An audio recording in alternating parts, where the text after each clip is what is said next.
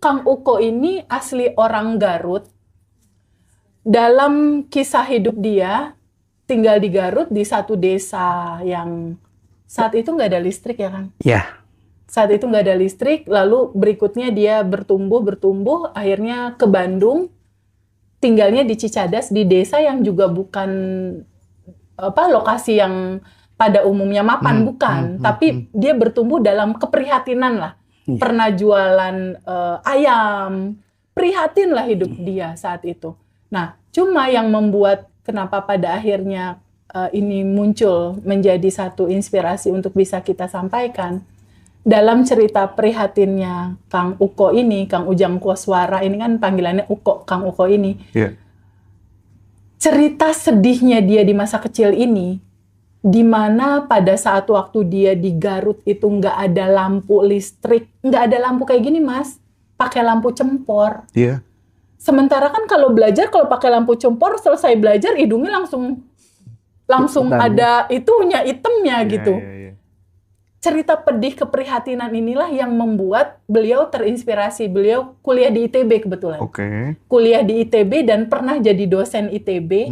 Nah, kisah masa kecilnya inilah yang membuat dia membuat satu penemuan lampu yang tidak pakai PLN, tapi bisa menyala lampu itu selama 10 tahun. Wow. Dan lampu ciptaannya ini dia pasangkan ke rumah-rumah di hampir seluruh penjuru pelosok di Jawa Barat dan juga pulau-pulau lain, dan itu gratis.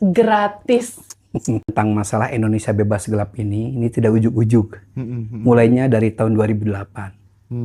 Betul kata Teh Febi, yang menggojlok saya per hari ini bisa fokus dan terus ke pelosok-pelosok yang kurang lebih sudah 300.000 rumah. Wow. Diterangin dengan jargon rumah bersinar tanpa bayar bulanan, khusus untuk yang miskin ekstrim, yang tidak mampu beli token. Melihat yang meninggal dunia seperti itu, pertanyaan diri saya balik ke diri saya. Kalau begitu value manusia itu apa sebetulnya? Sekaya-kayanya pun orang tidak mungkin makan lebih dari 3 kali, itu harus sepakat nih. Lampu 1 watt, terangnya sama dengan 10 watt, usianya 10 tahun. Masya Allah. Setiap rumah dikasih 5. Nah, saya bikin seperti ini, sudah tidak mau bikin pabrik, saya pekerjakan. Siapa? Di lapas Sukamiskin para narapidana. Dibikin di para pesantren. Bikin seperti ini, dari mulai A sampai Z-nya dibikin. Dimanapun berada, kali ini kita masih bersama dengan Teh Febi dan Kang Ujang. Iya. Jadi kita nggak henti-hentinya untuk menampilkan sosok yang inspiratif gitu ya. Kita hadirkan di Ngaji Roso, tak lain dan tak bukan untuk mentransformasikan nilai-nilai kebaikan itu supaya bisa diterima banyak orang, syukur-syukur bisa menggerakkan banyak orang untuk berbuat baik. Betul. Intinya begitu. Teteh mungkin bisa mulai dulu, karena Kang Ujang itu adalah teman baiknya Teteh udah bertahun-tahun gitu kan. Betul. Silakan dikenalin dulu Teh. Iya, oke. Teman-teman semua, halo. Assalamualaikum warahmatullahi wabarakatuh. Waalaikumsalam. Kali ini aku nggak sendiri. Di sebelah aku ada sahabat aku udah lama, namanya Kang Ujang Koswara atau Kang Uko. Awal aku mengenal sosok Kang Uko ini inspiratif sih, Mas Hendra. Kalau aku boleh cerita sedikit, di kota Bandung itu ada satu kawasan lokasi paling padat. Oke. Ya. Bisa dikatakan lokasi yang brong. Jadi ada lokasi yang paling padat. Bisa dikatakan kriminalitasnya tinggi, kumuh juga. Kumuh ya. Jadi ada satu lokasi namanya satu desa tertentu. Aduh, boleh disebutin nggak sih tuh? Cicadas ya, di Cicadas. Jadi Kang Uko ini asli orang Garut. Dalam kisah hidup dia, tinggal di Garut di satu desa yang saat itu nggak ada listrik ya Kang? Iya. Saat itu nggak ada listrik, lalu berikutnya dia bertumbuh, akhirnya ke Bandung, tinggalnya di Cicadas, di desa yang juga bukan lokasi yang pada umumnya mapan, bukan. Tapi dia bertumbuh dalam keprihatinan lah. Pernah jualan ayam, prihatin lah hidup dia saat itu. Nah, cuma yang membuat kenapa pada akhirnya ini muncul menjadi satu inspirasi untuk bisa kita sampaikan. Dalam cerita prihatinnya Kang Uko ini, Kang Ujang Koswara ini kan panggilannya Uko, Kang Uko ini. Yeah. Cerita sedihnya dia di masa kecil ini, di mana pada saat waktu dia di Garut itu nggak ada lampu listrik, nggak ada lampu kayak gini Mas, pakai lampu cempor. Iya. Sementara kan kalau belajar, kalau pakai lampu cempor, selesai belajar hidungnya langsung ada itunya, itemnya gitu. Iya. Cerita pedih keprihatinan inilah yang membuat beliau terinspirasi. Beliau kuliah di ITB kebetulan. Oke. Kuliah di ITB dan pernah jadi dosen ITB. Nah, kisah masa kecilnya inilah yang membuat dia membuat satu penemuan lampu yang tidak pakai PLN, tapi bisa menyala lampu itu selama 10 tahun. Wow. Dan lampu ciptaannya ini dia pasangkan ke rumah-rumah di hampir seluruh penjuru pelosok di Jawa Barat dan juga pulau-pulau lain, dan itu gratis. Nah, gerakan ini yang pada akhirnya aku dan teman-teman juga ikut, ayo dong aku patungan aja beli spare partnya, kan si lampu kan harus ada spare partnya dong Mas, harus ada ini itunya. Ayo kita patungan. Dan itu udah lama sih kita lakukan sebetulnya. Jadi jujur Mas Hendra, kalau Mas Hendra tanya aku, TVB salah satu rahasia tabungan semesta TVB apa? Membuat sebuah rumah yang tadinya gelap jadi terang. Oh, nggak perlu bikin solar panel dong. Itulah beliau penemunya. Boleh cerita nggak Kang Uko, kenapa sih produk ini muncul untuk membantu teman-teman? Ada panggilan jiwa apa? Ya, barangkali TPB sebetulnya kenapa saya berkiprah di tentang masalah Indonesia bebas gelap ini tidak ujuk-ujuk. Mulainya dari tahun 2008. Betul kata TPB yang menggojlok saya per hari ini bisa fokus dan terus ke pelosok-pelosok yang kurang lebih sudah 300.000 rumah. Wow. Diterangin dengan jargon rumah bersinar tanpa bayar bulanan khusus untuk yang miskin ekstrim, yang tidak mampu beli token. Tuh miskinnya dikasih judul ekstrim lagi enggak? Ya, dan penghasilan sekitar di bawah 400 ribuan rata-rata seperti 400 ribu per bulan. Nah, ini sebetulnya ini tidak lepas dari pengalaman pribadi saya. Jadi saya betul kata TPB, kelas 4 SD itu baru nyampe kota Bandung karena orang tua saya itu yang tadinya petani, sudah tidak bisa berdaya saing jadi petani di Garut Selatan sana karena tanah garapannya dijual oleh pemiliknya. Akhirnya dengan menjual segala keperluan sebagainya hijrah ke Bandung membawa seorang anak kecil namanya Ujang Koswara. Nah, di sini nggak ada punya saudara sebagainya. Nah, ketika nyampe di kota Bandung, saya masih ingat kan kelas 4 itu masih daya ingat masih ada ya. Kita cari-cari kontrakan. Ternyata tidak ada yang sesuai dengan budget yang didapatkan. Nah, yang paling murah itu ternyata ada di daerah Cicadas. Daerah padat penduduk sedunia. Masya Allah. Betul kan? Lalu daerah sangat kriminal sebagainya. Akhirnya kami sekeluarga ngontrak rumah dengan ukuran 3x4. Nah, yang tadinya petani, ayah saya jadinya PKL, menjual kelontongan. Ibu saya di rumah ngegoreng bala-bala dan Ujang kecil menjajakannya. Sekolah pun saya, sekolah SD pun pindah di Cicadas di situ, SD Cicadas di situ. Nah, cuma barangkali di sini saya harus utarakan tentang warnanya hidup saya. Ketika kelas 5, bapak saya itu stroke, lumpuh total. Akhirnya seorang Ujang kecil itu diberikan tugas atau memang mendedikasikan untuk bisa mengganti pencari nafkah. Kelas 5 SD. 5 SD. Di situ TPB saya harus mencari beras 1 liter supaya kami bisa makan. Jadi seorang Ujang kelas 5 ini akhirnya tidak pernah pulang ke rumah. Kalau dalam bahasa sekarang mah menjadi anak jalanan lah. Jualan kantong keresek, berada di pasar Cicadas. Apapun yang paling penting bisa bawa uang. Di sana ada taman hiburan itu bioskop Misbar, saya jualan kartis sebagainya. Itu dilakukan tahun bertahun sampai SMP. Jadi targetnya gitu. Kalau saya tidak membawa beras, itu berarti saya keluarga nggak makan. Dan kenapa di situ saya punya motivasi pertama itu? Karena guru kehidupan saya itu ibu saya. Kenapa? Karena bapak saya yang memang betul-betul sudah tidak berdaya sama sekali, itu diurus sama sekali oleh ibu saya.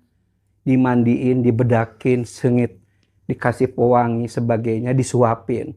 Nah, saya itu tidak pernah berbicara ibu saya bagaimana mengajarkan sesuatu tentang kehidupan, tapi dipraktekkan langsung di depan anaknya. Sehingga energi untuk saya bisa bertahan terus, ya, motivasi itu yang terus bergerak. Itu dari tahun ke tahun saya bergerak seperti itu. Yang paling penting bisa bertahan hidup. SMP di situ yang paling penting saya bisa jalan kaki dari rumah ke SMP. SMA pun SMA Cicadas di situ, Pak, SMA 10. Nah, pas kelas 3 SMA itu saya agak berbeda bekerjanya, tidak menjadi anak jalanan. Pertama udah puber sebagainya, tapi saya kerja di bandar ayam. Ayam potong. Cuma jam kerjanya nggak normal. Masuknya jam 10 malam, selesainya jam 5 subuh. Jam 7 saya harus sekolah. Kebayangkan bagaimana selama SMA saya seperti itu. Di kelas tunduk, ngantuk. Ya. Ngantuk. Kondisi seperti itulah. Belum lagi kondisi lingkungan, geng motor lah, preman. Saya harus berusaha untuk beradaptasi ke daerah kenakalan itu. Saya harus ikut serta karena memang lingkungan. Nah, nanti saya akan ceritakan tentang positifnya kenakalan itu, tentang mengasah nyali di situ ya. Mengasah nyali, ternyata nyali ini adalah satu modal juga ternyata. Kenakalan itu karena kita sadar dengan nakal itu sebetulnya sadar. Pasti dibunuh, pasti dibacok, pasti tangkap polisi. Nakal sadar enggak? Ada kesadaran itu. Betul. Tapi di situ lingkungan saya harus beradaptasi seperti apa di situ. Betul. Ya, ini masalah sekolah alam yang salon kehidupan yang betul-betul nanti akan berdampak nanti di kemudian hari sebetulnya, Mas Hendra. Nah, dari situ ada yang unik ketika saya tidak kepikiran untuk kuliah. Ketika SMA saya itu mau bekerja di Matahari Departemen Store, itu ada waktu itu ya. Matahari. Saya mah mau kerja di situ. Kenapa? Itu sangat saya cita-citakan. Kenapa? Kalau kerja di sana itu ada ber-AC dan pakai dasi. Sampai sebegitunya cita-cita saya. Masalahnya selama ini ketemunya sama ayam ya. Ayam. Tidur di jongkok. Nggak pernah seperti itu. Ini kondisi saya. Kerja di Matahari cita-cita. Itu cita-cita, Masya Allah. Keren. Nah, dari situ, nah barangkali di sini ini takdir namanya ya, yang tadi disebutkan tentang masalah takdir ini, kodalan kodir itu. Nah, di sini si Pak yang bandar ayam bos saya itu ngasih tahu ke saya, "Jang, kamu kuliah aja." Saya bilang, "Biaya dari mana?" Nih, pokoknya kamu daftar aja. Masya nah, saya dikasih Allah, daftar. Ayam hebat, ya, baik banget. Suruh daftar. Nah, untuk menghargai saja saya ikut daftar. Nah, dalam keadaan daftar seperti itu, saya SMA-nya SMA negeri ya. Orang lain kan pada sibuk. Bimbingan belajar sana sini, kemana kemari gitu ya. Saya belajar ke orang yang bimbingan belajar gitu. Gitu, Mas Hendra. Qadarullah. Sebulan kemudian, UMPTN waktu itu. Waktu itu UMPTN dites sebagainya. Iya. Menurut saya itu mungkin entah salah panitia atau apa. Karena kondisinya apa? Nama saya ada di koran. Keterima di perguruan tinggi yang terkenal aja lah gitu ya. Kalau sebutkan oke. Sangat terkenal di situ.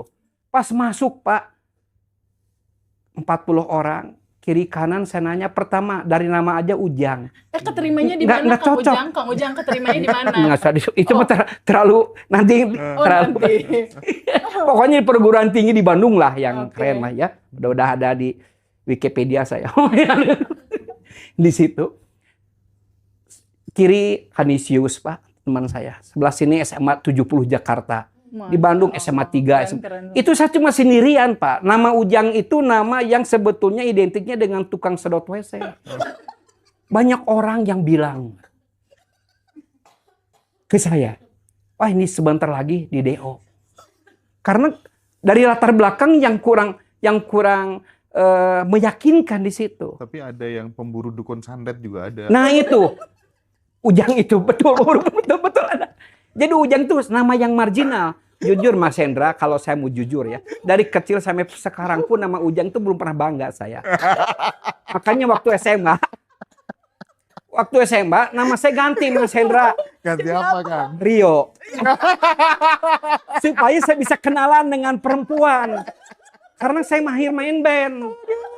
Masa main band naik ke atas, Ujang, Rio. Tapi ada yang lucu Mas Hendra, teh babynya.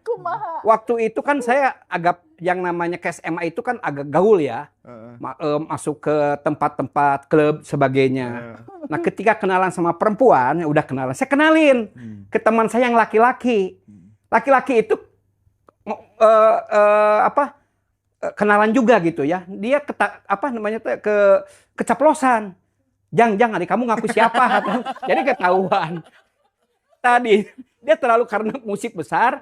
Tadinya Rio itu harusnya nggak perlu nanya gitu, takut salah katanya. Jangan kamu ngaku siapa tadinya itu hal seperti itu akhirnya ketahuan juga Mas. Nah setelah ketahuan ya putus Mas karena ternyata tidak punya nilai jual nama Ujang itu. Ini jujur ya, harusnya kan bagus lah, keren sebagainya. Nah itu. Nah ada satu hal kenapa saya di sini bisa keterima di perguruan tinggi negeri. Ini ketika saya daftar, saya memang izin dulu ke ibu, ke si mamah ya. Almarhum semuanya udah sekarang, almarhum bapak udah almarhum. Ma, saya bilang, ini harus. Nah, karena saya yakin ketika saya minta izin ke si mama, karena mama kan nggak mau untuk saya kuliah. Yang paling penting gimana Ujang SMA itu bisa bekerja lah supaya lepas dari masalah kesulitan. Saya terima uangnya, lalu saya minta izin ke ibu. Di luar dugaan Mas Hendra. Teh Pebi, apa yang ngomongin sama? Apa? Menurut saya saat itu ya, ini melebihi motivator siapapun mau tunggu semua yang Renali kasih buat saya ya. Yes. Kenapa? Karena omongan ibu saya itu sampai hari ini nerap ke saya.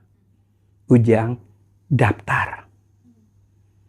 Orang tidak bisa makan terus-menerus 7 hari bisa meninggal dunia. Ujang, orang tidak minum terus-menerus 3 hari bisa meninggal dunia.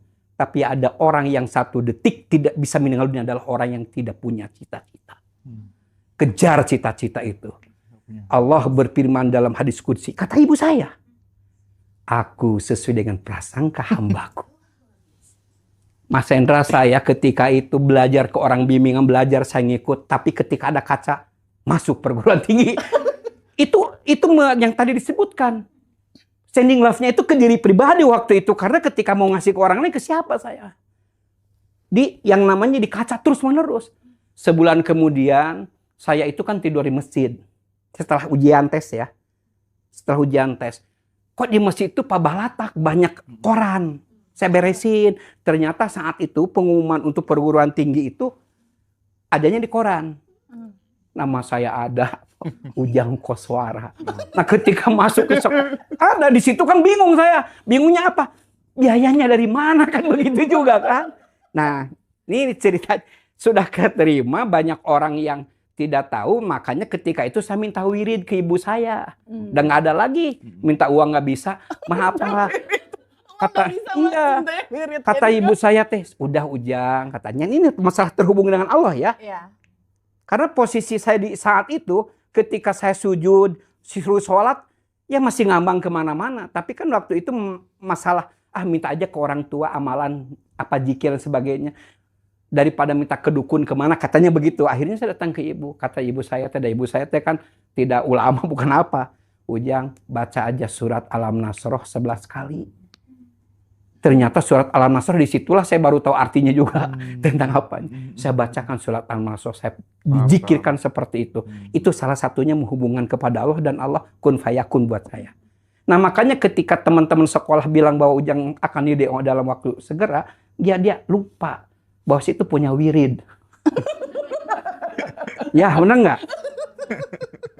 Nggak wirid, ada wirid di situ. Nah yang lucu apa? Ketika saya diminta uang kuliah, kan nggak ada uang ya. Di situ nggak ada uang gimana? Saya harus DO tadinya. Karena belum bayar saat itu, ya uang bayar di mana gitu saat itu. Nah akhirnya dari situ Saya dipanggil, nah dalam posisi injury time tadi, saya menerima mau dikeluarkan juga.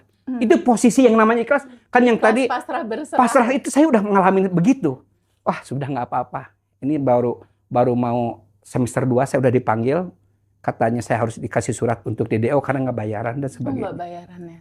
Waktu itu ya, saya panggil oleh ketua jurusan. Masya Allah di sini. Ketua jurusannya orang Garut. Pasti ngali. Mana mengelakkan orang Garut. Ya, apa? Karena dalam keadaan pasrah apa di sini? Maksudnya tuh apa? Memalukan orang Garut Nah, gitu ya? itu memalukan, Pak. Kalau katanya kamu maluin orang Tuban, Nah, nggak bayar gitu maksudnya. nggak gitu, bayar Mas. kamu di mana? Ketika cerita seperti itu, dia juga nggak percaya. Kok gitu? Akhirnya kebetulan, saya bilangnya ada yang kebetulan sudah sekendara Allah ya. Iya, betul. Lagi perlu yang namanya dosen. Akhirnya saya ditawarin ikatan dinas beasiswa, Mas. Masya Bebas Allah. kuliah, dapat 100.000 per bulan waktu Wow. itu. Makanya saya jadi dosen, jadi pegawai negeri sipil. Kalau tidak masih sudah selam bersih, kerja itu sudah di Kaltek dulu ya. Udah di mana? Di situ. Nah, saya beres kuliah, akhirnya orang lain pada kerja, saya mah jadi PNS, pegawai negeri sipil. Ya, pakai baju korpri. Tapi buat saya apa? Harus saya utarakan. Saya syukurin Teh Pebi. Iya. Memang secara uang saya cuma dapat beras berapa kilo gitu kan waktu itu. Ya kan beras dulu itu. Betul. Gaji cuma 350.000. Ini PNS waktu itu ya. Gagah secara sosial tuh gagah. Wah, luar biasa namanya dosen, Pak. Berangkat. Tapi yang namanya secara kekayaan sosial uangnya cuma 320.000. Saya nggak mendapatkan rumus matematikanya hidup sejahtera jadi PNS, Pak. Padahal kalkulus saya dapat bagus. Nggak dapat rumus di situ. Tapi saya harus syukurin di situ. Oke. Nah dari situ saya dapat rumah yang dirancang kayak kencana. Supaya punya rumah mudah ya. Itu modal. Mendapatkan istri pun mudah. Namanya Ujang, Pak. Ini saya kasih tahu nih. Saya kasih tahu nih buat pemirsa semuanya nih. Yang punya nama nih, Ujang. Yang namanya Ujang semua nih pemirsa. Ya. Yang namanya Ujang, Masya Allah. Jadi ketika saya kenalan karena nama Ujang, nama marginal itu jarang orang yang bangga. Ya. Gitu kan. Tapi ketika jadi pegawai negeri sipil, Pak. Saya diangkut naik pegawai negeri sipil. Pertama yang keluar 2, ada positif dan negatif. Negatifnya saya sombong. Pakai baju yang namanya PNS, yang duduk di depan, nganggur kalian. Seru ya, saya harus utarakan itu negatifnya begitu. Ada rasa itu. Kalian, aku kan PNS, sampai buku aja dikeluarin supaya kelihatan. Dosen. Nggak ditutupin yang namanya eksistensi diri. Kan yang namanya perpindahan kuadran dari kuadran tukang ayam ke yang intelektualitas kan luar biasa, meskipun di situ saya semu miskin tetap betulnya mah gitu kan semu. Tapi di situ Pak untuk mendapatkan kenalan dengan perempuan mudahnya luar biasa. Kenalan siapa namanya Dewi. Dewi di mana rumahnya? Sandang Serang. Kapan atau main? Nanti malam mainnya. Saya main ke sana Pak ke rumahnya. Langsung nih lihat dengerin ya ini ceritanya nih. Assalamualaikum. Waalaikumsalam. Saya pakai baju biasa. Ternyata pas datang ke sana, yang datang itu bapaknya tentara lagi. Kumisan. Silakan duduk. Waduh, saya bilang udah dihadapi kayak gini kan baru pertama saya apel ya. Duduk di depan. Kirain mau ke belakang, ikut duduk di depan lagi. Waktu itu kenalannya bukan Ujang, Rio. Rio waktu itu. Oke? Nah si Dewinya itu lagi di belakang. Lagi di belakang itu si bapaknya nanya, maaf dengan siapa? Di sini bingung Mas Hendra. Mau jujur atau mau siapa? Karena namanya takut salah. Sama kumis. Aduh saya bilang, akhirnya saya harus jujur aja di depan. Nama saya Ujang. Oh bukannya Rio? Ya, Ujang Rio. Itu nilai jual saya itu. Kecerdasannya langsung muncul. Itu otomatis secara spontan Teh Febi di situ ya. Tanpa bubur merah ada. Dari situ dia nanya, memang kuliah atau dia cerita langsung si bapaknya itu. Wah kuliah itu di mana kuliahnya? Udah beres, saya bilang kan itu ya. Memang gak mudah kerja itu ya dek. Udah ngelamar kemana aja. Ya ke saya tuh nilainya underestimate namanya kan Ujang Rio. Ya namanya Ujang. Susah memang harus punya keterampilan sebagainya gitu. Alhamdulillah Pak udah kerja. Kerja di mana? Gitu ya. Dosen Pak. PNS saya gitu kan ya. PNS Pak. Itu materia ke belakang. Mama roti bakar.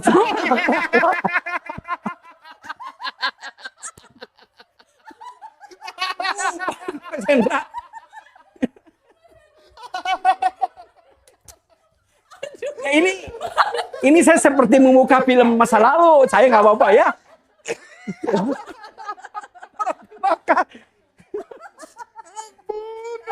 Gitu. Kumisnya si bapak dari naik jadi turun langsung. Jadi betul yang namanya calon mertua itu bangga melihat anaknya yang memang menurutnya PNS itu mapan. Padahal saya belum puas. Yang tadi itu rumah di tipe 21 di Perumnas belum apa-apa. Betul nggak? Malah ibu saya bangga sekali. Dilihat Ujang pakai baju PNS itu kan tanggal 17 itu kan pakai baju korpri. Betul kan? Tuh ibu-ibu masih hafal. Betul kan? Dilihat di jalan teh pas pulang saya dilihat kan udah pulang ke Garut. Di kejauhan dilihat Ujang, aduh anak saya bangga. Nah di sini tantangannya buat saya ya. Ini harus kenapa saya harus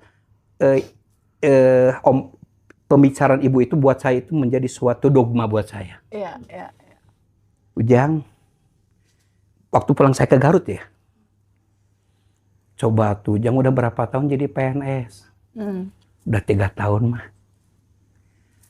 Jangan pakai elf atuh. Bawa mobil ke sini. Tuh lihat dibandingkan.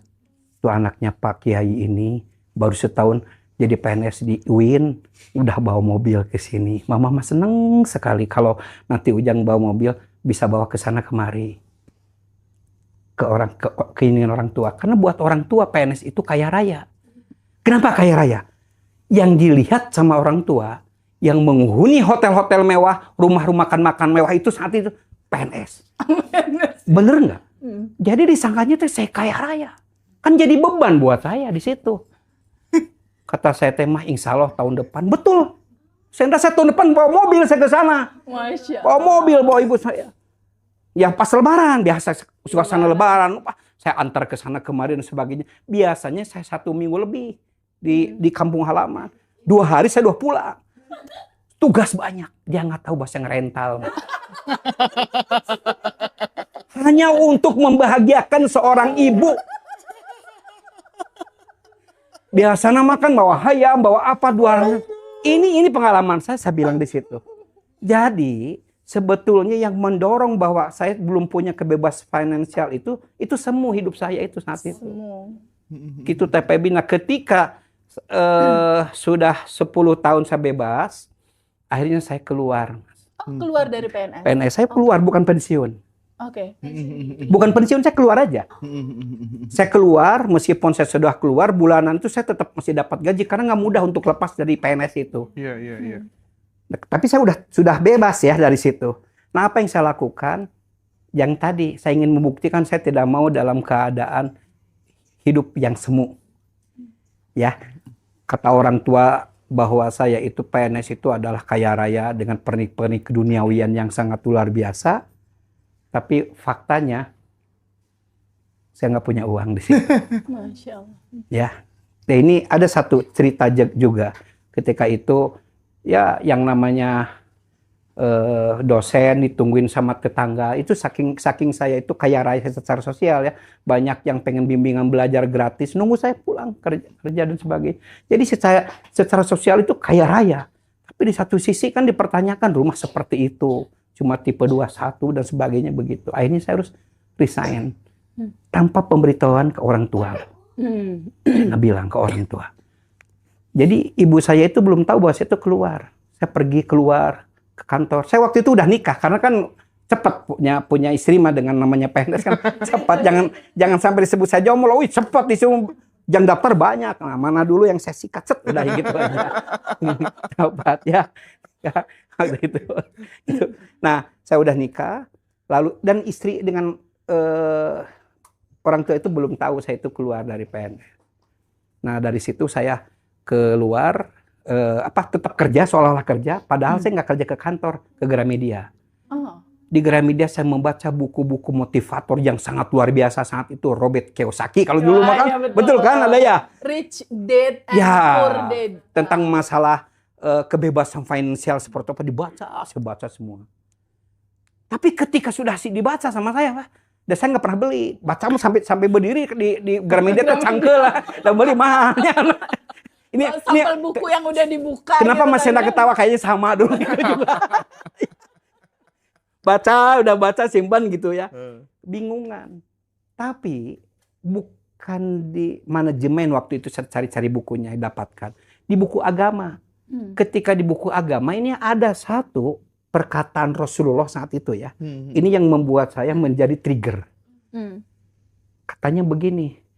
Dari 10 pintu rezeki, satu untuk yang jadi pegawai, 9 Dagang. untuk yang berniaga, yang berwirausaha. Nah, saya dari situ pengen berwirausaha. Saya bingung mau ngapain berwirausaha. Ya. Ngapain belum dan sebagainya. Tapi kan ingin mengangkat harga derajatnya. Dari situ ceritanya saya kenal dengan seseorang, ditawarin botol oli. Botol oli nih. Saya bikin disuruh suplai botol oli. Nah, sudah suruh suplai botol oli, saya bikin cetakannya dulu nih. Belum punya pabrik nih. Sudah punya dibikin cetakannya di mana? Di Pindad saya bikin cetakannya dulu ya. Baru setelah jadi sama saya dimaklunin. Kenapa saya bisa dapat orderan itu? Karena di situ ada salah satu mahasiswa saya yang bekerja di pabrik oli itu. Dia itu dulu mau di DO. Sama saya ditolongin. Karena dulu itu yang namanya DO itu paling seneng dosen-dosen muda itu mendeo orang. Jadi karena pengen diakui. Betul. Sama saya dibantu. Kan dulu saya geng motor.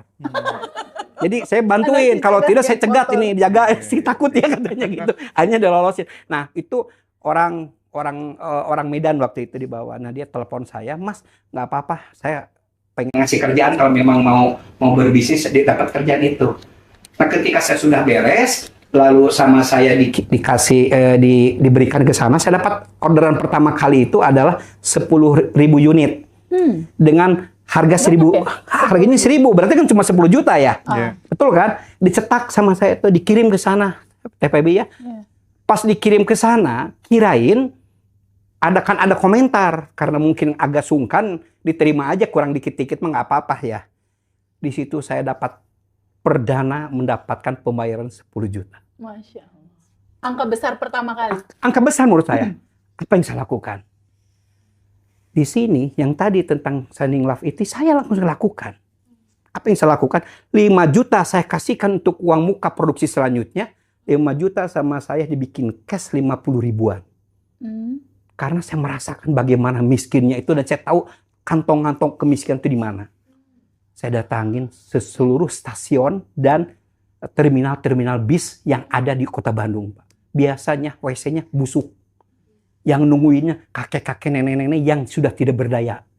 Orang lain kencing dulu bayar 2.000, saya sebelum kencing saya 50.000 saya kasih. Masya Allah. Ketika di Kiara Condong, nenek-nenek itu sampai ngikutin ke WC, Pak. Melihat ke bawah gitu, pas dia noong, saya juga noong lagi. Aduh, aing, Pak. Kenapa bisa melakukan seperti itu? Karena dia belum pernah merasakan kejutan-kejutan seperti itu. Ceritanya Mas Hendra dari situ, singkat saja ya. Dari hal seperti itu, orderan saya yang tadinya 10.000, dalam waktu 2 tahun, omset saya sudah 3 juta botol per bulan. Allahu Akbar. Saya menjadi OKB dengan 3 miliar per bulan. OKB, kampungan. Nah, di sini ada positif negatif. Secara materi saya dapat. Tapi mental belum dapat saya. Akhirnya kampung ya? Belum siap. Kampungan saya, Pak Sendra. Apa yang dilakukan? Pertama, dari tampilan. Gelang, tegar, karak-karak. Kampungan siga orang kaya, orang India, geningannya gelang. Kampungan kayak itu. Meskipun mobil saya 2 pintu, bagaimana kantor itu kalau di Jakarta di Kemang. Di sini di Bandung itu, karena uang segitu gimana? Saya tidur aja tetap bikin uang, kan nyetak. Cetrok. Kan gitu ya, bikin cetrakan mah ya. Kirim ke sana, dibayar lagi, gitu. Ternyata di situ saya sangat kampungan yang lebih banyak menyakitkan orang sebetulnya. Dengan gaya tampilan saya. Yang menyakitkannya kan menganggap rendah orang. Nyepeliin orang. Jangan yang kapuji, terus kemana-mana teh. Yang luar biasa itu, mulai saya mengenal dunia malam. Saya kasih tahu aja. Kenapa? Karena tidak bisa ketika yang namanya dapat orderan dari pabrik yang negara atau ya yang BUMN kayak gitu, kan maunya pembayaran itu di tempat-tempat dugem, Mbak. Ada entertain. Gitu entertain. Kalau buka-buka botol dulu banyak botol untuk nyanyi dan sebagai 70 juta, 100 juta mah nggak ada masalah. Tapi kalau sudah main narkoba, ya saya tidak mau ikutan. Nggak bisa ya, lingkungan. Nanti nggak dikasih order lagi dan sebagainya. Ya saya tidak. Yang nanti bisa di-cut itu masalah ini ya. Tapi harus ungkapkan secara utuh dulu ya. Ini benar nggak? Ini kan benang merah, kenapa ya, Ujang bisa sampai memproduksi lampu untuk ini benang merah ini. Benang merah. Nah, ketika yang namanya sudah seperti itu, saya ikut juga terlibat selama 3 bulan. Tapi kenapa 3 bulan? Bukan dari kesadaran saya berhenti. Temen. Sahabat bohir, overdosis dan meninggal dunia di pangkuan saya. Jadi melihat hembusan terakhir bagaimana badan hangat menjadi dingin itu saya rasakan. Posisi saya saat itu lagi sakau. Jadi kerasa, sangat kerasa. Ngebudah keluar. Semua gitu. Apa ya dampaknya ke saya saat itu? Sensitif, Mas, karena saya lagi sakau ya. Melihat yang meninggal dunia seperti itu, pertanyaan diri saya balik ke diri saya. Kalau begitu value manusia itu apa sebetulnya? Sekaya-kayanya pun orang tidak mungkin makan lebih dari 3 kali, itu harus sepakat nih. Sekaya-kayanya pun orang tidak mungkin pakai baju 7 rangkap. Nggak mungkin, pasti cuma 1 kan? Indikatornya sederhana, Mas, buat saya waktu itu ya. Karena posisinya, jika saya meninggal seperti dia, lalu yang nangis hanya anak dan istri saja, saya sudah gagal hidup. Karena sahabat saya, teman saya ketika saya meninggal dunia, innalillahinya pun lewat WA grup, copy paste. Dan banyak orang yang tidak merasa kehilangan. Mampus loh, Jang. Kenapa? Saingan gue hilang. Percaya itu, bohong yang namanya sahabat itu. Ini ke diri saya waktu itu. Akhirnya pemikiran seperti itu sama saya kebawa, Mas. Setelah saya direhab, saya insomnia. Insomnia, sakit, dirawat di rumah sakit. Nah, ketika saya sudah beres dari situ, ibu saya datang ketika saya dirawat. Terus pulang ke rumah. Akhirnya saya dirawat di rumah. Ibu saya jauh datang dari kampung. Dia bersejadah ini. Sejadah ya. Jadi saya masih mencari kenapa insomnia, mencari jawaban value manusia itu di mana di situ. Karena waktu itu saya serba punya lah gitu intinya ya, uang datang sendiri kok. Tapi di sini nggak ada keberkahan yang tadi karena saya tidak mempunyai basic yang bagus di sini. Yang tadi diceritain sama TPW itu belum ada saat itu, hanya masalah yang masih muda namanya ya Pak ya. Apapun. Saat itu meskipun saya banyak uang, rasa itu udah hilang. Saya mau makan di Hanama setiap detik bisa. Tapi ketika uang itu sudah tidak ada harganya, keberkahan nggak ada, percaya ke saya. Saya udah merasakan hal seperti itu. Mau tidur di mana? Wah, geselahan kali itu mah ya. Mobil yang 4 miliar saya punya. Masya Allah. Properti di mana-mana ada waktu itu ya. Tapi tidak ada value, tidak ada kebahagiaan yang saya dapatkan di situ. Dengan uang. Uang itu udah ada harganya. Ini sekali lagi. Bising nanti suatu saat sampai ke sana uang sudah tidak ada harganya, harus introspeksi diri. Karena siap-siap untuk mendapatkan ujian seperti saya nantinya. Hati-hati. Nah, dari situ, Mas TPB-nya Mas Chandra, saya dari situ ketika ibu saya datang, dia gedar sajadah, masih diinfus. Ibu saya itu balik lagi, ini seorang ibu. Makanya kalau memang ini buat pemirsa semuanya ya, kalau mau memang kesuksesan hidup, muliakan ibu. Yeah. Jujur. ibu buat saya. Saya kasih tahu, ibu kalau sudah meninggal nyesal. Di situ seorang ibu datang dari kampung, gelar sajadah hanya untuk nengok Ujang. Ujang, besok mama mau pulang. Kira mau seminggu sudah.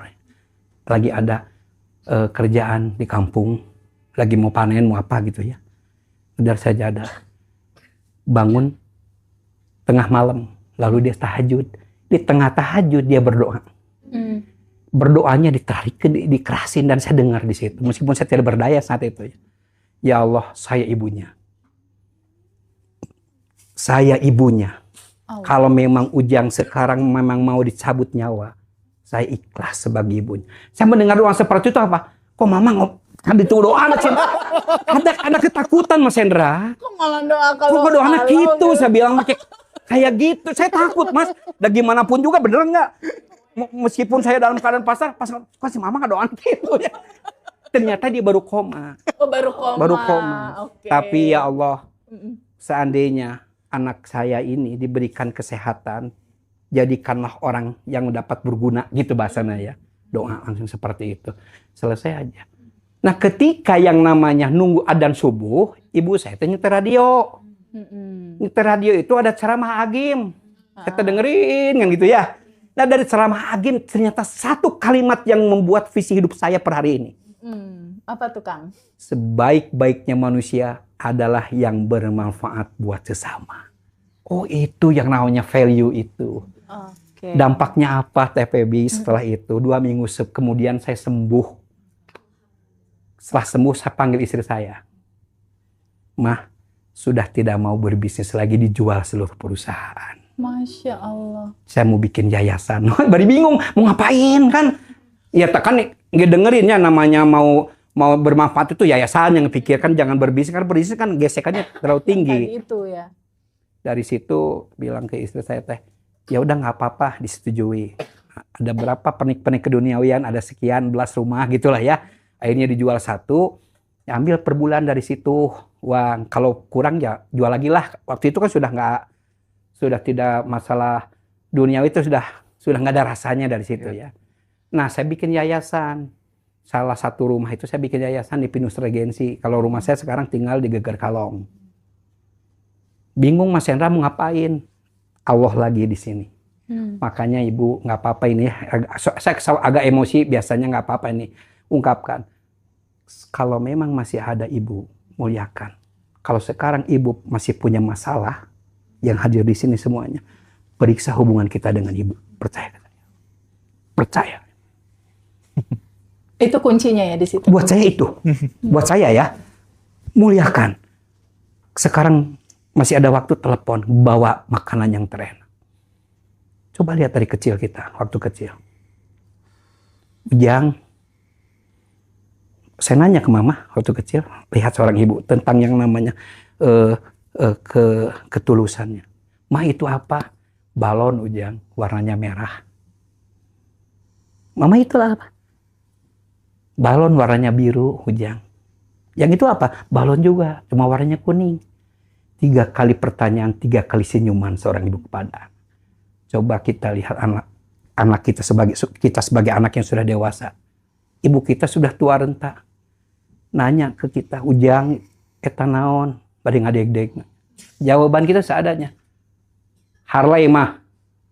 Hari itu naon? Mio Ujang. Mio mah. Ujang tuh ya. Yang satu lagi, ini motor trail mah. 3 kali pertanyaan, 3 kali bentakan. Sadari itu. Ini pesan moral dari saya Teh Pebi buat saya. Betul. Kalau masih ada, muliakan.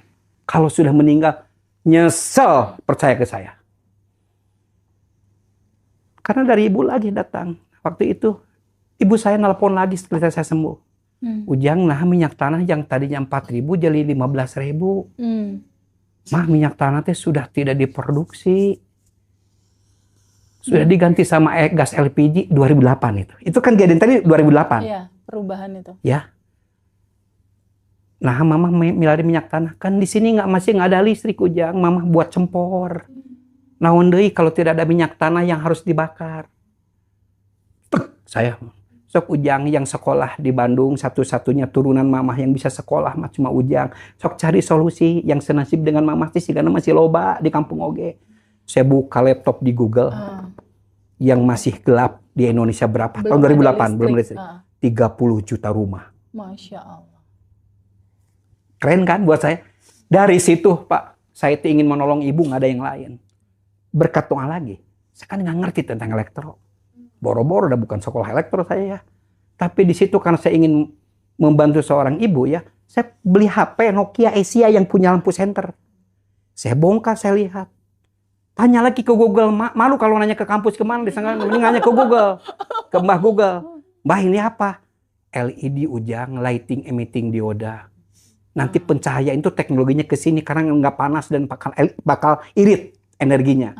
Di mana pabriknya? Mereknya Cree Amerika di Philadelphia. Saya beli.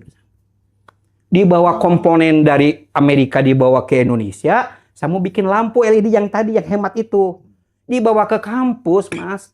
Keliling bukan hanya kampus ABCD. Semua kampus yang Kota Bandung yang ada elektronya saya tanyain. Bisa nggak bikin lampu seperti ini? Teori mah jagoan teh. Ternyata kampus di Indonesia itu pembuat resep semua. Nggak ada yang jadi koki. Wacana semua jagoan. Bukan itu, saya bikin produk gitu. Akhirnya saya ketemu dengan Agus Listrik namanya. Teman saya SMA yang di DO karena dia DO karena dia main motor balap-balapan. Dia tukang reparasi elektronik di Banceuy. Gus bisa bikin ini. Balik lagi, ini masalah nyali. Bisa tuh Jang maneh mari jadi penjahat bisa. Nah ini. Jadi Bu, nyali itu penting buat saya. Kenapa saya bisa ke Amerika, harus bawa komponen sebagainya ya? Karena nyali ingin nolong ibu. Jadi yang namanya tariknya motor, kencangnya motor, itu bukan karena merek motor. Berani nggak kita ngegas? Ini masalah menyalip. Oke? Hati-hati ini. Ini harus saya ungkapkan, ini masalah nyali. Ini sama-sama dengan punya nyali. Masalah bisa tidak bisa mah cobaan aja, learning by doing teh lah. Cobaan ini tempel ini seperti bikin bala-bala ya. Kan ada engkol, ada apa dimasukin, salah balikin lagi nggak apa-apa, saya biayain. Jadi Mas Hendra dalam waktu 6 bulan, lampu 1 watt, terangnya sama dengan 10 watt, usianya 10 tahun. Masya Allah. Setiap rumah dikasih 5. Kamar mandi, ruang tamu, dapur, kamar tidur, teras. Satu lampu itu segitu nyala. Ada contoh lampunya nggak, Kak? Ini enggak. Ini kita beli bisa ya? Nggak dijual belikan. Oh, dijual beli. Kenapa? Karena nggak putus-putus. Kalau ini dijual belikan, kasihan pabrik lampu yang lain. Bener kan? Bentuknya seperti ini. Oh, ini hasil buatan sendirinya ya?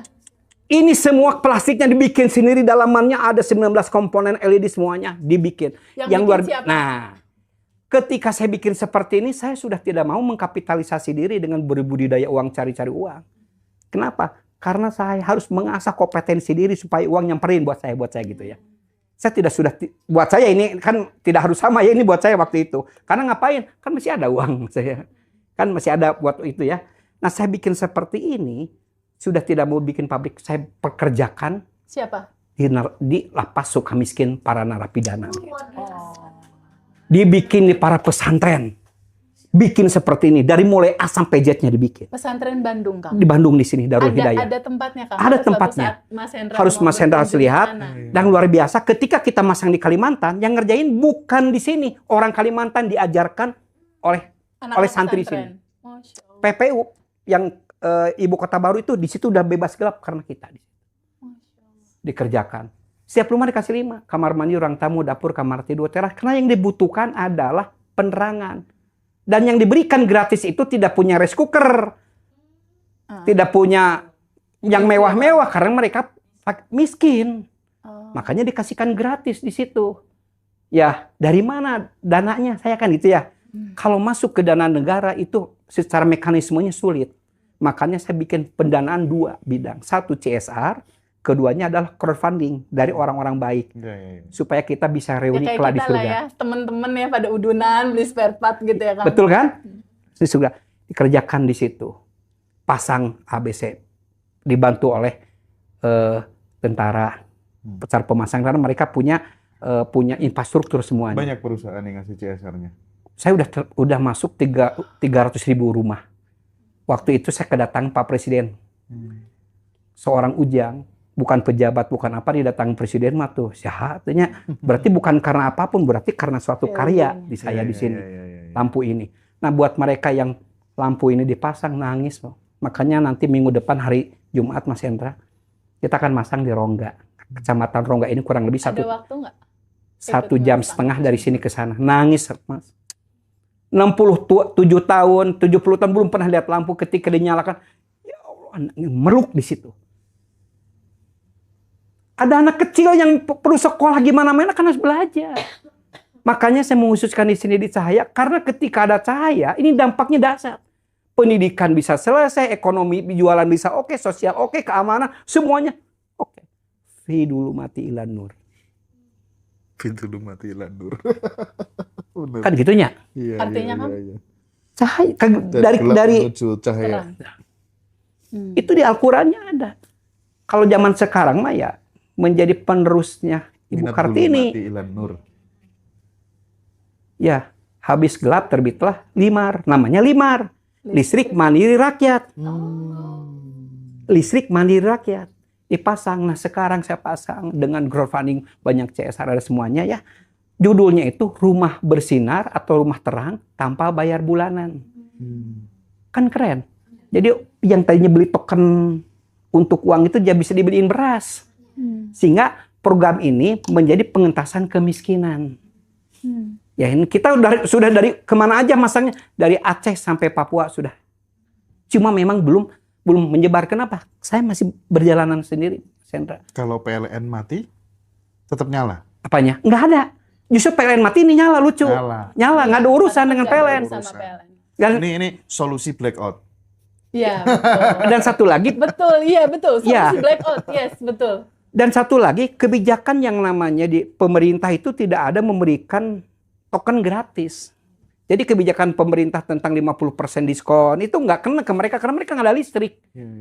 Nggak ada listrik itu kondisinya dua. Memang jauh dari jaringan, keduanya miskin yang memang tidak kebeli tokennya. Jadi kalau ada meteran sudah kepasang terus nggak kebeli tokennya dicopot. Kan problem di situ. Makanya dipasanglah sama kita. Ketika nyala di situ, ngaji Roso datang, rumah dusunku terang. Wah, amin. Ya, ini di Jawa Barat masih 900.000 rumah.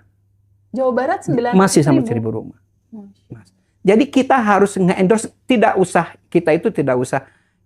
intinya itu tidak usah semuanya. Yang paling penting kita ada niat melangkah aja. Ya dulu juga kan namanya Nabi Ibrahim ya waktu dibakar ya, ada yang namanya burung pipit tuh. Bawain air, disiram, diketawain. Belum nggak akan padam katanya dengan air dari burung pipit seperti itu. Problemnya bukan masalah airnya, masalah bergeraknya untuk memulai ikut serta dalam memadam gerakan ini. Makanya saya tidak akan berhenti di sini. Saya pasang Mazda ini kondisinya tuh jauh ke dalam, pakai motor ya, ke pelosok. Nanti besok cobain ke sini, ke pelosok gimana, merasakan bagaimana yang namanya rasa kebahagiaan. Iya nanti akan merasakan hidup tanpa lampu seperti apa. Lalu dari situ cahaya terus nangis terus meluk ke kita. Aduh gimana gitu perasaan itu. Selalu serasa baru. Perjalanan naik perahu ke atas balik lagi itu kan perjalanan yang sangat luar biasa. Makanya ketika saya lihatkan video-video yang saya tadi ceritain ke anak saya, keluar kalimat dari anak saya. Kenapa saya sampai pada hari ini istiqomah bergerak di sini? Semua anak saya bilang cuma sini, Pak. Ketika saya punya mobil, ya biasa-biasa. Ketika saya punya mewah dan sebagainya biasa-biasa. Tapi ketika diperlihatkan tentang kiprah bapaknya kecapean, kotor sebagainya, lalu menangis, lalu pulangnya dikasih oleh-oleh, sampe, jagong dan sebagainya sama semuanya ya. Terus dipeluk sama masyarakat miskin seperti itu. Keluar kalimat yang sederhana dari anak-anak saya. Saya bangga pada ayah. Itu Mas Hendra buat saya. Jadi sampai per hari ini saya terus bergerak. TFPB sering kali kita berkolaborasi. Yang mudah-mudahan sekarang kita bisa bergerak. Terus masalah data, yang paling penting kan data ya. Datanya by name, by address dan memang masuk terhadap asnaf fakir miskin. Itu harus karena ini kan amanah. Ya. Sebagainya. Dan ini tidak, dan kami di sini di Indonesia hanya saya sendirian, Mas. Iya. Dan alhamdulillah di dunia saya dapat penghargaan Mitsubishi Awards. Wow. National National Geographic. Geographic udah masuk dari Amerika ke Mudah-mudahan sini. setelah ini bisa kolaborasi dengan Ngaji Roso. Amin. Dan teman-teman, misalnya teman-teman Ngaji Roso ada apa tuh namanya satu daerah yang terpencil di mana yang Kasih belum tahu ada kita. listriknya, kasih tahu aja by name by address-nya. Termasuk kemudian teman-teman yang mau jadi crowdfunding, yang mau terhubung bersama menjadi ini sebagai sebuah gerakan kolosal minat dzulumati ilan nur tadi ya. Itu kayaknya bakal Masya bener-bener Allah. nanti kita meninggal akan dikenang sebagai seorang pejuang kemanusiaan seperti Kang Ujang Rio. Masya Allah, nama Betul. Kang Ujang Rio. Jadi saya sebetulnya, Mas Hendra, kenapa saya di sini? Saya tidak mau, saya bilang ke anak-anak saya kemarin waktu Lebaran salaman, Bapak tujuan Bapak untuk tahun ini mau ngapain ke depan? Ya mudah-mudahan kalian masih harus merasakan.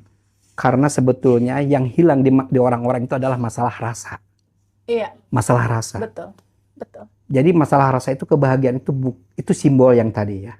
Nah, kalau sudah rasanya naik, mau dalam keadaan hujan, mau dalam keadaan kemarau, bahagia terus. Itu jadi yang sama Teh Pebi ini buat saya itu keren. Yang luar biasa. Kenapa? Karena ini akan memberikan jalan untuk masalah itu, kebahagiaan yang hakiki itu di situ. Nah, saya tidak ingin dikenang menjadi orang kaya, saya bilang ke anak saya. Saya ingin dikenang menjadi orang yang bermanfaat. Ya. Makanya ketika Bapak nanti suatu saat meninggal dunia, ketika masyarakat melihat lampu itu akan kebayang wajah Ujang Koswara di mana-mana, hanya itu. Saya bukan orang miskin Kang Ujang, tapi gimana caranya saya dapetin lampu itu Kang Ujang? Mau ikutan bareng Nanti gimana? buat Mas Hendra nanti setelah season ini, karena saya akan mengajak jangan hanya jadi penonton. Kalau jadi penonton biasanya seperti pemain bola ya, itu merasa jago daripada pemain. Goblok mana harusnya keluar. Tapi coba disuruh main, benar nggak? Nah, saya akan mengajak Mas Hendra menjadi pemain nantinya. Saya berharap juga banyak orang-orang yang seperti narapidana dimanapun nanti bisa Oh iya, bisa. dipekerjakan Ya, gitu ya. dengan senang hati. Harus seperti itu. Itu salah satu cita-cita saya sih. Jadi Mas Hendra, yang luar biasa kenapa usia ini panjang? Pertama tidak dijual belikan. Oh. Pertama itu ya. Saya produksi, jadi sebagai penghubung yang tadi. Ya, penghubung ini yang gelap, dia pendana. Ini ujung hulu dan hilirnya itu udah jelas. Ini kenapa bisa panjang umur? Karena di hulunya bukan bikinan pabrik. Iya. Artinya kalau kenapa kemudian lampu sering rusak karena diperjualbelikan. Ya, Iya. makanya banyak Mas Hendra ada yang nanya ke saya, Kang Ujang ngajarin orang Papua, kok mau? Apa nggak takut nanti dijiplak? Saya bilang, sekelas Philip akan lebih mudah karena mereka memang di situ kompetensinya. Yang membedakan dengan kami cuma satu, ikhlas nggak? Ya. Nah, ketika dikomersialkan itu nggak akan ikhlas apapun. Betul. Buat kami lebih cepat lebih bagus karena saya meninggal dunia pun ini belum tentu bebas gelap. Keren. Seperti itu barangkali. Keren ya teman-teman ya.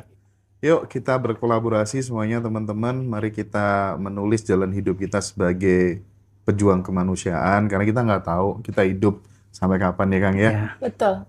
Bagaimanapun juga kebermanfaatan kepada banyak orang itu sesuatu yang wah istimewa. Kang Ujang ini dikirimkan Tuhan, dikirimkan semesta buat teman-teman Ngaji Roso supaya kita berkaca diri gitu ya.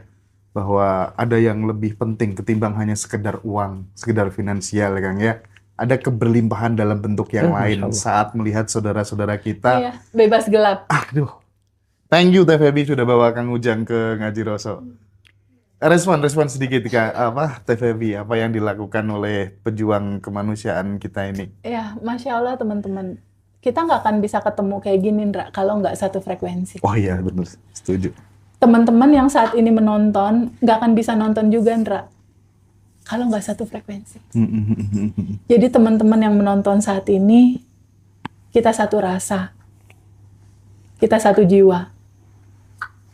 Kita pernah bercerita bahwa ada hoax terbesar di dunia itu ada dua. Berpikir bahwa Allah dan kita terpisah. Itu kebohongan terbesar sebetulnya. Ada hoax terbesar di dunia, ada satu lagi Kang Ujang. aku dan orang lain terpisah. Kang Ujang adalah satu sosok contoh nyata yang mempraktekkan itu. Bahwa rasa menderita teman-teman yang dari lahir tidak pernah merasakan terang, dia bisa merasakannya. Nggak enaknya, sedihnya, bingungnya, cemasnya, gelapnya. Dia bisa merasakan rasa saudara-saudara kita yang saat ini masih sangat banyak yang gelap. Di Jawa Barat aja masih 900.000. 900.000. Dan di posisi kita berdiri saat ini, Mas Indra, di Kabupaten Bandung Barat, itu tuh deket dari sini mungkin sekitar cuma 1 jam 2 jam ya. 1 jam 2 jam dari sini itu ada rumah-rumah yang masih gelap, Mas. Belum ada lampu. Sementara kita untuk lampu-lampu ini kan kita nggak pernah bersyukur. Bener nggak, Mas? Kita tidur melek mata udah lampu terang udah kayak biasa gitu. Tapi buat mereka, rumah mereka gelap menjadi terang. Itu adalah sebuah cita-cita. Ya. Nabi Musa pernah ditanya sama para sahabatnya.